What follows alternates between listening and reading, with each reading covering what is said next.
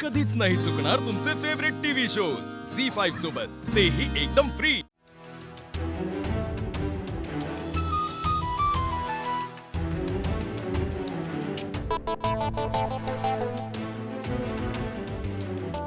मला तर बघूनच भूक लागलीये। आज नाश्त्याला एवढं सगळं का केलंय? जाऊ दे, माझ्यासाठी तर चांगलंच आहे। खूप भूक लागलीये। अगं घे ना, खा ना, लाजू नकोस अजिबात, पोटभर खा तू। घे घे।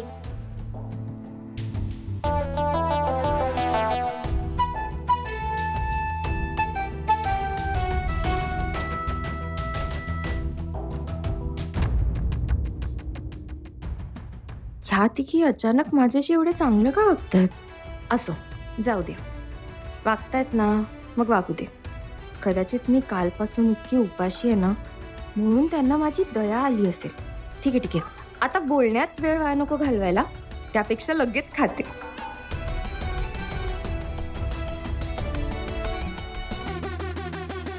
थांब लीला।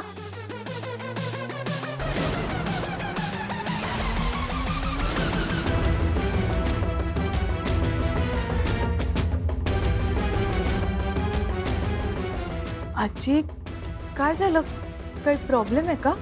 हो, एक मिनिट। दुर्गा, काय प्रॉब्लेम आहे तिला समजावून सांगा।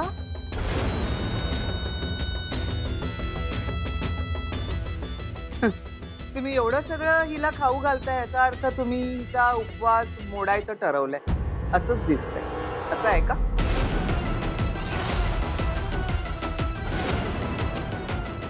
नाही नाही आजी, असं काहीच नाहीये।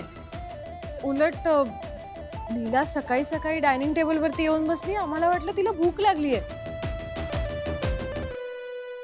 म्हणून आम्ही फक्त सगळे पदार्थ तिथे आणून ठेवले। हो आजी, आणि बाकी सगळे पण येणार आहेत ना ब्रेकफास्ट करायला, म्हणून हे सगळं। आणि आम्हाला तिचा उपवास मोडायचा असता तर आम्ही तिला मुद्दाम खायला घातलं असतं ना, पण आम्ही काही सांगायच्या आधीच तिने खायला सुरुवात केली, आम्ही काहीच नाही केलं। हो हो आजी।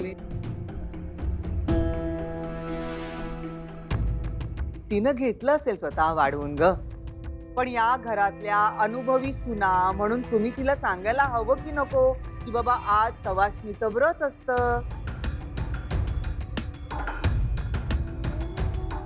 वटपौर्णिमेच्या दिवशी जहागीरदारांच्या घरी निर्जळी उपवास करतात, पण तुम्ही तिला सत्यनारायणाच्या पूजेच्या दिवशी निर्जळी उपवास करतात असं खोटं सांगितलं।